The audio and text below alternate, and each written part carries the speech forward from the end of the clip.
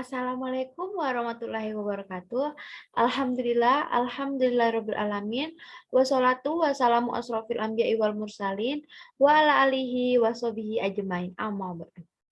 Perkenalkan, nama saya Lestari Megwahyuni dengan NIM 211304043. Saya dari kelas A. Nah, saya di sini akan mempresentasikan hasil yang saya cari dari artikel website Muhammadiyah. Nah, sekarang izinkan saya untuk men-share screen yang hasil yang saya cari ya.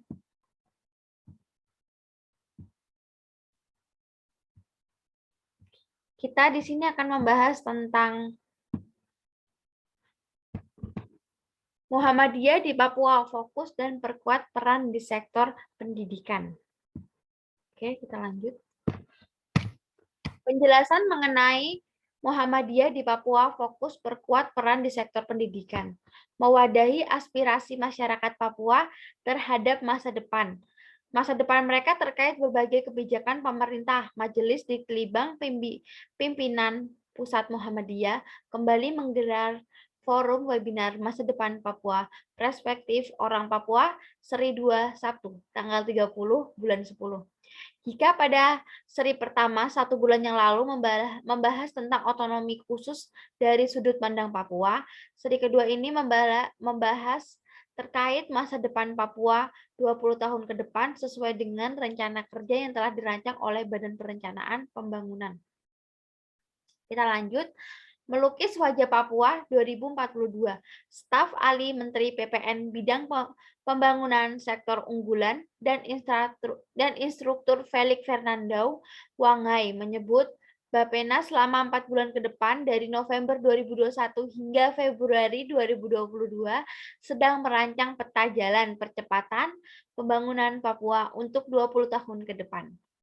Tantangan terbesar dari pembangunan Papua selain pro kontra kebijakan otonomi khusus atau OTSUS menurutnya adalah berbagai faktor eksternal seperti kemandirian fiskal, potensi SDA, tren teknologi global, maupun ekstensi hutan Papua, dampak ekonomi berkelanjutan, dan perubahan geopolitik serta perbatasan negara. Kita lanjut lagi.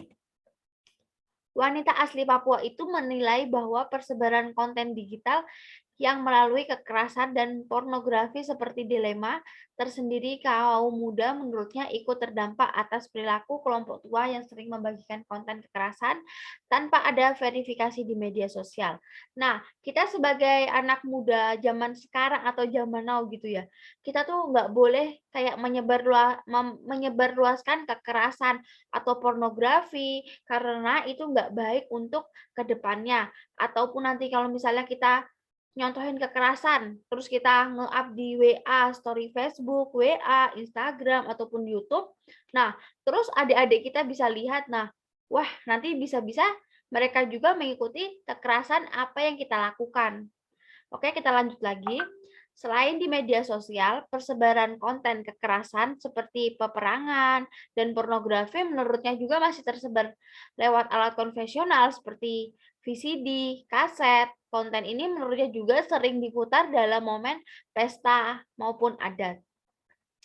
Dian menyebut lingkungan digital yang sehat serta literasi digital yang aman bagi anak-anak dan kaum muda berpengaruh seperti dalam mewujudkan pembangunan Papua di masa depan. Apalagi kaum muda berpengaruh besar dalam mewujudkan pembangunan Papua di masa depan. Apalagi demografi, jumlah milenial antara Gen Y dan Gen Z.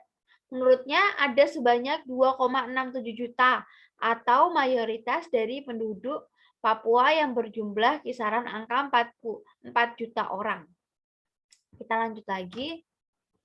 Berikan ruang dan akses kompetisi bagi SDM Papua. Ketersediaan ruang kompetisi terbukti berhasil menunjukkan bahwa banyak SDM Papua yang memiliki potensi unggul dan mampu bersaing baik ranah akademik maupun olahraga.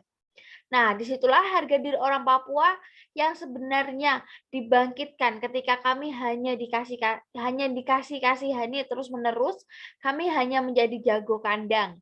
Tapi kalau kami dibiarkan adaptasi dan diberikan kesempatan untuk berkompetisi, maka kemampuan terbaik kami pasti akan kita tunjukkan.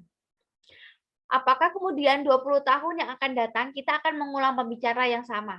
Perdebatan yang sama tentang katanya Papua itu terbelakang, bahwa Papua itu tidak main, SDM, Papua itu lemah, perlu diperhatikan dan kita akan mengulang lagi tentang kekerasan.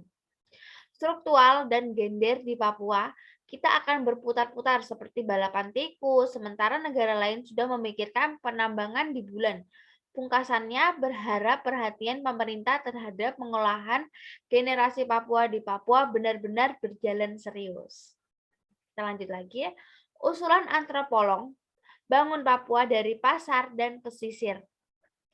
Sementara itu, guru besar antropologi Universitas Gadjah Mada, Jeffrey Sairin memandang ada dua hal yang dapat diperhatikan pemerintah untuk mengatasi pembangunan Papua yang sering terhambat pada faktor pembauran masyarakat yang muncul akibat kuatnya kesukuan di antara mereka.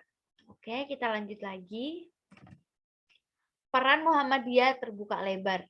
Nah, untuk pembangunan usaha-usaha memajukan masyarakat Papua, peran Muhammadiyah terutama lewat pendidikan dinilai terbuka lebar. Pendidikan itu dengan proses sosial, jadi itu cara yang barangkali bisa dibuat bersama universitas di Papua. Cobalah itu kalau bisa membangun pasar yang mempertemukan orang. Mungkin suatu ketika bisa berbeda kita memandang orang lain, imbuh saja Pak. S. Jafri Sairin.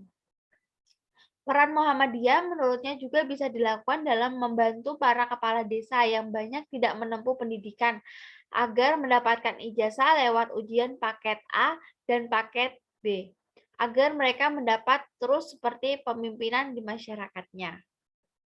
Kita lanjut lagi. Sementara itu, warga Papua asal Kaimana yang hadir dalam forum diskusi ini juga menaruh harapan terhadap lembaga pendidikan Muhammadiyah untuk terus aktif membangun Papua. Dengan cara itu, dia berharap otsus juga beralih dari gerak asimetrik menjadi simetrik, sehingga orang Papua tidak mengalami perlakuan khusus dibandingkan masyarakat Indonesia di wilayah lain. Kita harus akui bahwa melakukan kekerasan di Papua bukan orang yang berpendidikan, sehingga satu-satunya jalan adalah mencerdaskan orang Papua. Itu tidak ada lain kecuali menjadi misi protektif Papua, yaitu mencerdaskan orang Papua, tuturnya. Kita lanjut. Terima kasih. Nah, itu tadi presentasi yang saya bawakan. Mohon maaf apabila ada salah kata. Saya ucapkan terima kasih. Wassalamualaikum warahmatullahi wabarakatuh. Alhamdulillah.